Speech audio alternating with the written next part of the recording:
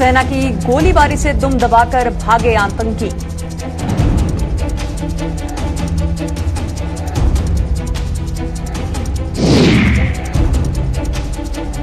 नगरोटा विधानसभा क्षेत्र को मिली एक और बड़ी सौगात। उत्तर भारत की सबसे बड़ी गौशाला का निर्माण हुआ शुरू।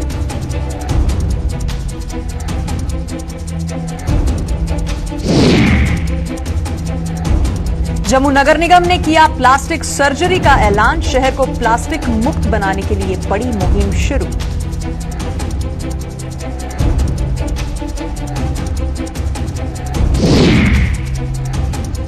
नमस्कार, बुलेटिन में आप सभी का स्वागत है। मैं हूं आपके साथ प्रियंका चौधरी। पेश हैं अब तक के समाचार। पाकिस्तान में बैठे आतंकवादी भारतीय सीमा में घुसपैठ करने की निरंतर प्रयास कर रहे हैं और वहीं पर पाकिस्तान के आतंकी साजिशों को भली भांति परिचित जानते हुए भारतीय जवान सीमा पर निरंतर चौकसी भी बनाए हुए हैं। और वीरवार देर रात को पुंछ में एलओसी पार कृष्णा घाटी सेक्टर में कुछ आतंकवादियों ने पाकिस्तानी सेना की मदद से घुसपैठ का प्रयास भी किया, लेकिन सेना ने उनके इस प्रयास को विफल बना दिया।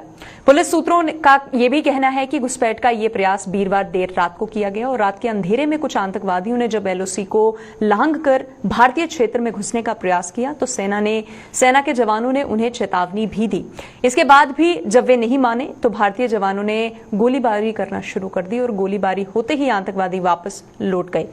घुसपैठ की इस घटना के बाद सुरक्षा बलों ने रात से ही सर्च ऑपरेशन शुरू कर दिया है और अधिकारियों का यह भी कहना है कि कृष्णा घाटी सेक्टर में पुलिस व सेना का सर्च ऑपरेशन अभी भी जारी है। इस बात की पड़ताल भी की जा रही है कि कहीं कोई और आतंकी अंधेरे का फायदा उठाकर इस ओर तो नहीं घुस आया है।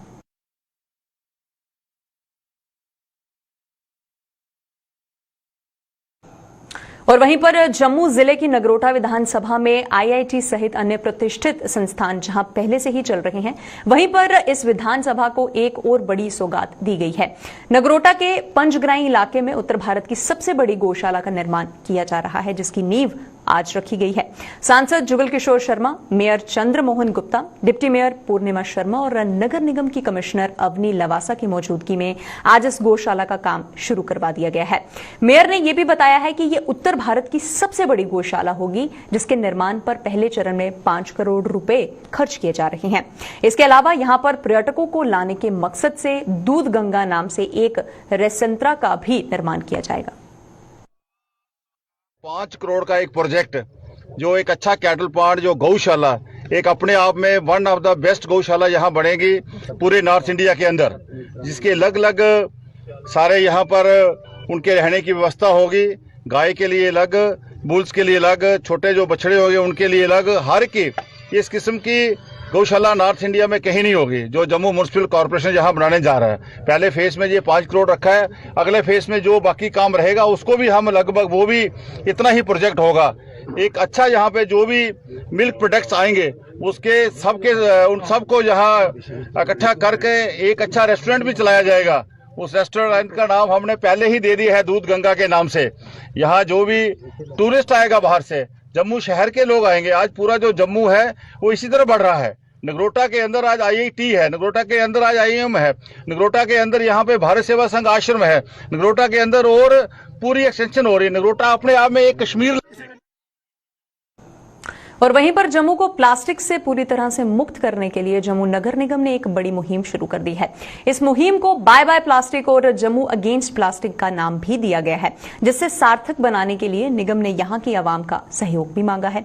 जम्मू की डिप्टी मेयर पूर्णिमा शर्मा और नगर निगम की कमिश्नर अवनी लवासा सहित अन्य अधिकारियों की मौजूदगी में आज ये मुहिम शुरू की गई, जिसके तहत शहर की 10 चुनिंदा जगहों पर 10 कियोस्क स्थापित करने की घोषणा की गई है। इस कियोस्क पर लोग प्लास्टिक देकर उनके बदले में निगम द्वारा तैयार करवाए गए कॉटन और जूट के थैले हासिल कर सकते हैं। लॉन्च करने जा रहे हैं, जिसका हमने नाम दिया है bye bye plastic, Jammu against plastic. एक ही आह्वान जनता से कि इन दोनों स्लोगन्स को सार्थक करने के लिए, प्रैक्टिकली इम्प्लीमेंट करने के लिए आप हमारा सहयोग करिएगा।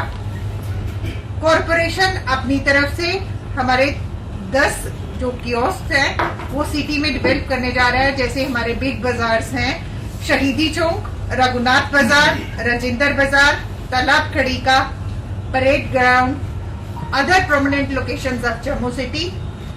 ये कियोस्क रहेंगे इंडेक्स के माध्यम से। वहां पे हमारे ये कॉटन जूट जो बैग्स हैं ये कॉरपोरेशन की तरफ से इंडेक्स पे रहेंगे और यही हम जनता से आह्वान करेंगे, आप प्लास्टिक ले आइएगा और उसको एक्सचेंज करिएगा इन कॉटन और जूट बैग्स के साथ। डोगरा सदर सभा ने महाराजा हरि सिंह के जन्म दिवस को सामाजिक न्याय दिवस के रूप में मनाने का फैसला लिया है। सभा की कोर ग्रुप की बैठक में इस बाबत का फैसला भी लिया गया है और सभा के प्रधान ठाकुर गुलचैन सिंह चाड़क ने एक प्रेस कॉन्फ्रेंस के दौरान ये ऐलान किया है। उन्होंने महाराजा हरि सिंह के व्यक्तित्व का हवाला देते हुए बताया है कि महाराजा कोई आम इंसान नहीं थे। उन्होंने अपनी ताजपोशी के समय सभी धर्मों के लोगों को साथ लेकर चलने का भी वादा किया था और उस वादे पर वो खरे भी उतरे थे। लिहाजा उन्हें सम्मान देने के लिए इससे बेहतर कोई और जरिया नहीं हो सकता है कि उनके जन्म दिवस को सामाजिक न्याय दिवस के रूप में मनाया जाए।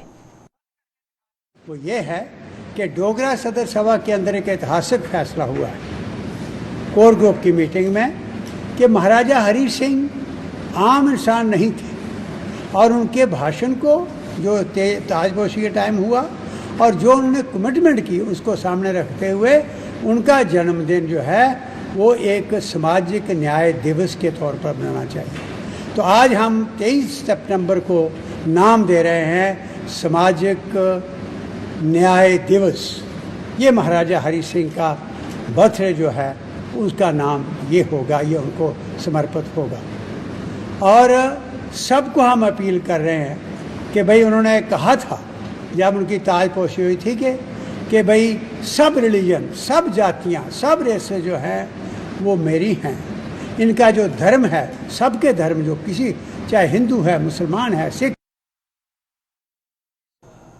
केंद्र सरकार पर देश की संपत्ति को बेचने का आरोप लगाने वाली कांग्रेस ने आज जम्मू में जोरदार प्रदर्शन किया है और पूर्व मंत्री रमन भल्ला और योगेश साहनी ने प्रदर्शन की अगुवाई करते हुए आरोप लगाया है कि केंद्र सरकार ने देश की आवाम को गुमराह भी किया है, जिसकी कांग्रेस पार्टी कड़ी निंदा करती है। रमन भल्ला ने दिन ब दिन बढ़ रही महंगाई का भी हवाला देते हुए कहा है कि सरकार आम आदमी की कमर तोड़ने से गुरेज नहीं कर रही है।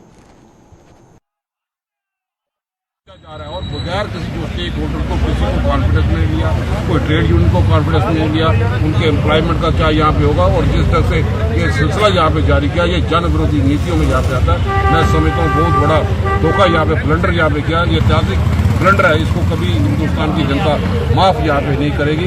और मैं समझता हूँ कि जिस ढंग से महंगाई की मार 8 महीने में 67 बार पेट्रोल और डीजल की कीमतों में बढ़ोतरी होना और 2 महीनों में गैस की कीमतों में बढ़ोतरी होना, ये आम लोगों की कमर तोड़ के यहाँ पे रख दी। लोगों का चूल्हा जलाना मुश्किल हो गया।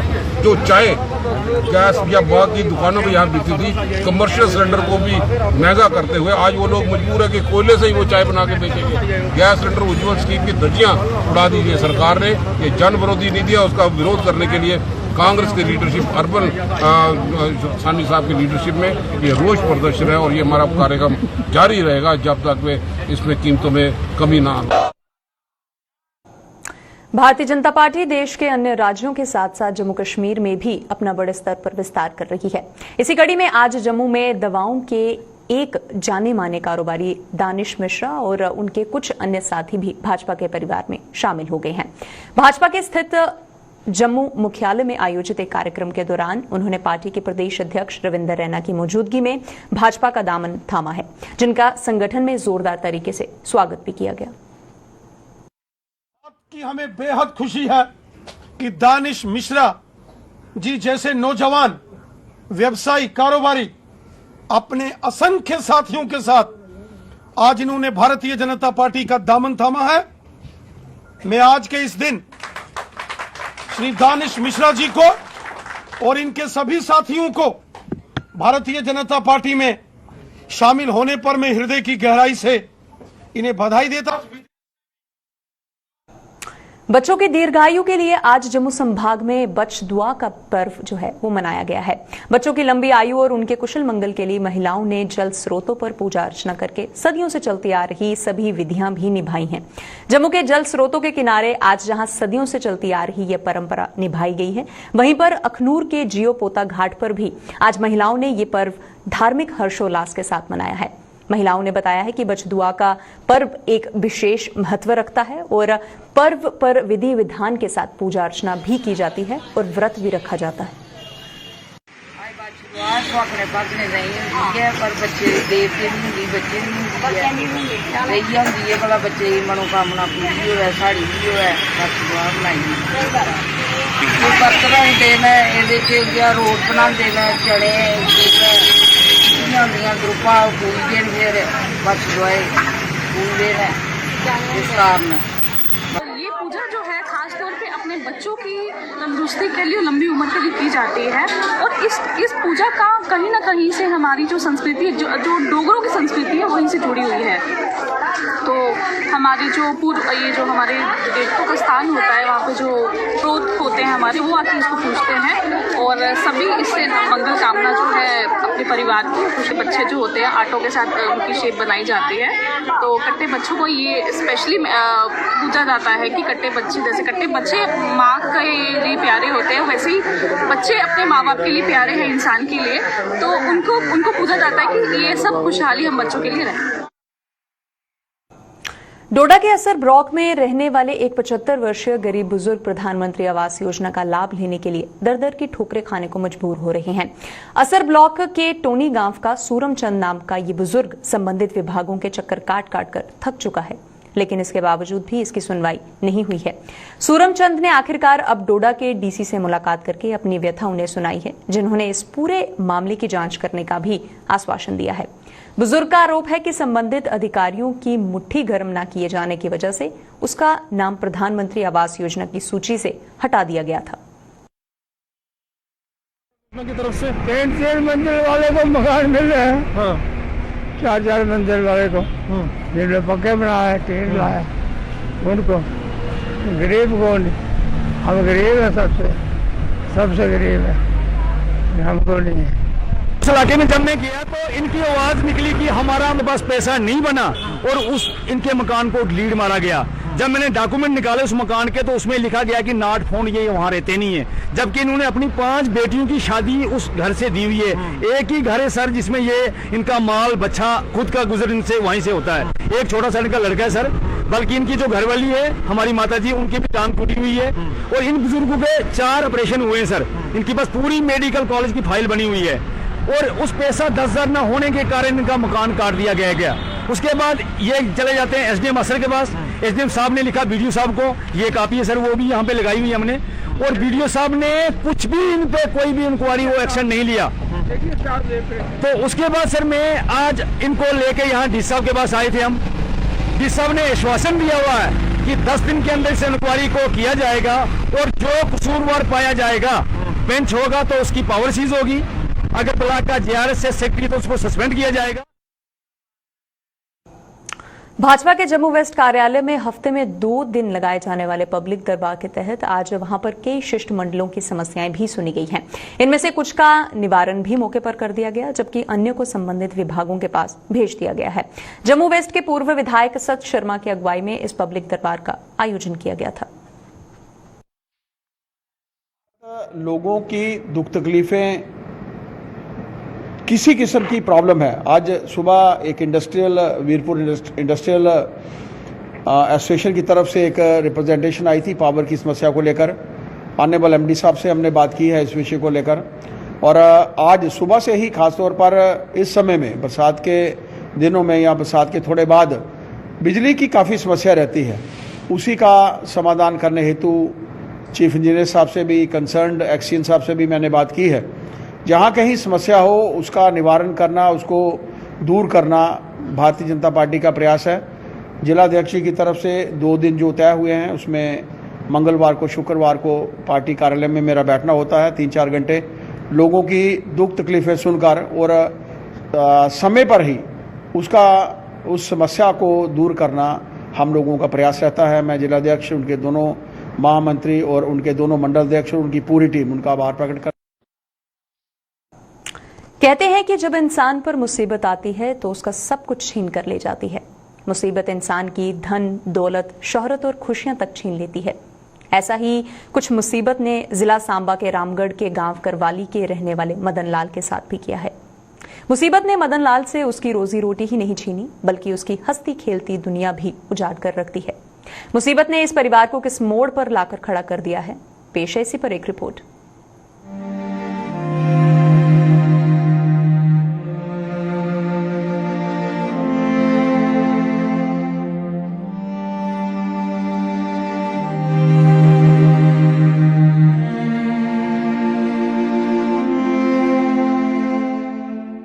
ये है जिला सांबा के सीमावर्ती क्षेत्र रामगढ़ के गांव करावली रहने वाला मदन लाल।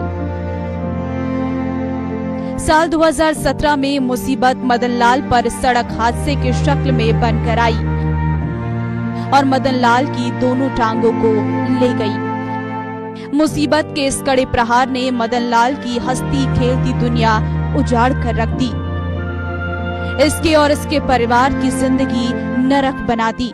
टांगा चलाकर अपना और अपने परिवार का पेट पालने वाला मदन लाल मुसीबत ने बिस्तर पर उसे बैठा दिया और इसके परिवार को दाने दाने के लिए मोहताज कर दिया। तकरीबन 4.5 पौने 5 साल पहले मेरा एक्सीडेंट होया ਸੀ 2017 ਚ। एक्सीडेंट ਦੇ होने करके मैं अपनी ਜਿਹੜੀਆਂ दोनों ਲੱਤਾਂ गवा चुके था। इस मौके मैं बिल्कुल लावारिस समझो हो गया हूँ, ना तो मेरा कोई घर दा इनकम दा सोर्स बचया। मुसीबत ने मदन लाल के परिवार के मुंह से रोटी का निवाला ही नहीं छीना, बल्कि इस गरीब के मकान की छत भी छीन ली। मुसीबत का मारा मदन लाल अपनी टांगों के साथ साथ अपना आशियाना भी हो चुका है और अब ये अपने भाई के कमरे में वक्त गुजार रहा है। मदन लाल के मुताबिक प्रधानमंत्री आवास योजना की सूची में 3 से 4 साल पहले नाम तो आया था, लेकिन आज तक उसे इस योजना का लाभ नहीं मिला। मदन लाल की पत्नी को अब ये चिंता सता रही है कि अगर भाई ने उनसे कमरा मांग लिया तो वो कहां जाएंगे।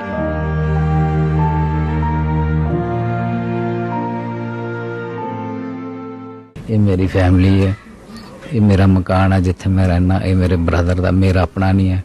मेरा अपना जो मकान है वह छत डिग गया। अज को 3-4 साल पहले मेरा इंदिरा आवास योजना च नाम भी आया है और अज तक सरकार की तरफों कोई पैसा वगैरह जड़ा वो नहीं मिला। हम भाई के घर में रहते हैं, ये भी हमें निकाल देगा तो हम कहाँ जाएंगे। मैं सरकार से ये अपील करती हूँ कि हमें थोड़ा मकान के लिए थोड़े पैसे दे, जिससे हम अपना मकान बना सकें। परिवार के कमाने वाले विकलांग हो जाने के बाद इस महिला पर मुसीबतों का पहाड़ टूट पड़ा है। इस महिला को परिवार के सदस्यों का पेट पालने के साथ साथ अपने मासूम बच्चों की शिक्षा की चिंता भी खाई जा रही है। हमारे 3-4 बच्चे हैं, इनका खर्चा मुश्किल से चलाना हो गया है। जो स्कूल भी जाते हैं, इनकी फीस भी कहाँ से लेनी होती है। अभी तो लॉकडाउन है, नहीं पेंशन वगैरह मिली, 1000 पेंशन मिलती है, उससे घर का खर्चा नहीं चलता। बच्चे जब स्कूल जाएंगे तो इनका किराया भी निकालना मुश्किल होगा। जो बच्चे कैसे पढ़ पाएंगे। मुसीबत से अकेले लड़ रहे मदन लाल ने अब सरकार, समाज और गैर सरकारी संस्थाओं से मदद की गुहार लगाई है। नहीं, अभी तक कोई नहीं। पेंशन वगैरह आपकी लगी? पेंशन 1000 रुपया लगी, तो उससे घर जो नहीं चल पा। 1000 रुपये से आजकल के जमाने में नहीं चलता है। मैं सरकार से और जो हमारे जम्मू डिस्ट्रिक्ट के जो NGO चलाने वाले लोग हैं, मैं उनसे गुजारिश करूंगा कि वो मेरी कुछ ना कुछ मदद जो है वो जरूर करें, ताकि मैं अपने परिवार का गुजारा बहुत अच्छे से कर सकूं। अपने पिता और परिवार की हालत को देखकर बच्चे भी सदमे में हैं। लेकिन इस वक्त ये बेबस मासूम अपने पिता और अपने परिवार के लिए कुछ नहीं कर पा रही हैं और अपनी इसी बेबसी पर ये मासूम आंसू बहा रहे हैं। इन मासूमों के आंसू देखकर भी ना तो सरकार और ना ही समाज को रहम आ रहा है। विजयपुर से गुरुदास के साथ अश्विनी चंदेल की रिपोर्ट। जम्मू कश्मीर में विपक्ष भले ही यहां की आवाम को धोखे में रखने का आरोप लगाते हुए केंद्र सरकार पर विफर रहा है, लेकिन हकीकत क्या है, इसका जवाब केंद्रीय गृह मंत्री अमित शाह ने विपक्ष को दिया है। जम्मू कश्मीर को केंद्र की मौजूदा सरकार ने क्या क्या सौगातें दी हैं, गृह मंत्री ने इसका विस्तारण से विवरण भी दिया है। आइए आपको बताते हैं कि जम्मू कश्मीर की इन सौगातों के बारे में गृह मंत्री अमित शाह की जुबानी क्या कुछ कहा गया है। एकमात्र राज्य ऐसा है जहां पर एक भी व्यक्ति ऐसा नहीं जी है जिसे प्रधानमंत्री आयुष्मान भारत योजना का लाभ नहीं मिला है। जम्मू कश्मीर का कोई भी व्यक्ति हो, वो सेहत स्कीम के तहत प्रधानमंत्री आयुष्मान भारत योजना का लाभ ले सकता है। हेल्थ क्षेत्र में कितना बड़ा अपॉर्चुनिटी है, क्योंकि हर परिवार के पास 5 लाख रुपए का पेइंग कैपेसिटी सरकार ने ही जनरेट कर दिया है। 5 लाख रुपए हर परिवार का, और लगभग 94,990 लोग आज तक इसका फायदा ले चुके हैं और उनका पेमेंट भी हो चुका है। तो हेल्थ सेक्टर में जो लोग इन्वेस्ट करना चाहते हैं, इनके लिए मैं मानता हूं कि ये बहुत बड़ी अपॉर्चुनिटी प्रधानमंत्री आवास योजना के तहत, मैं अर्बन की बात करता हूं, 56,000 नए घर बनाए जा रहे। कोई कल्पना ही नहीं कर सकता कि जम्मू कश्मीर जैसे कम अर्बन एरिया वाले इस राज्य के अंदर 56,000 नए घर गरीबों के लिए बनाए जाए, उसमें से 10,500 घर बनाकर उनको दे दिए गए। जो बात करते हैं कि क्या फर्क पड़ा है, मैं उनको बताना चाहता हूं कि प्रधानमंत्री जी के विजन के कारण जम्मू कश्मीर के विकास में क्या फर्क पड़ा है। ग्रामीण के तहत लगभग 1,36,722 घरों की स्वीकृति कर दी गई। 1,36,722 लोग घर के बगैर, छत के बगैर रहते थे। आजादी के 70 साल के बाद वो सभी को घर की स्वीकृति दे दी है, और उसमें से 47,323 लोगों को घर देने का काम समाप्त हो चुका है। जो पूछना चाहते हैं क्या फर्क पड़ गया, उनको मैं बताना चाहता हूं, यह फर्क पड़ गया। 70 साल में आपने लगभग 2,20,000 लोगों को घर भी नहीं दे पाए थे, 2,20,000 लोगों को शौचालय नहीं दे पाए थे, 2,20,000 परिवारों को आप बिजली नहीं दे पाए थे, 2,20,000 से ज्यादा परिवार पूरे जम्मू कश्मीर को स्वास्थ्य की सुविधाएं नहीं दे पाए थे। नरेंद्र मोदी जी ने 2-3 साल के समय के अंदर इस सभी चीजों को पूरा किया है। बुलेटिन में फिलहाल इतना ही। आप बने रहिए हमारे साथ। नमस्कार।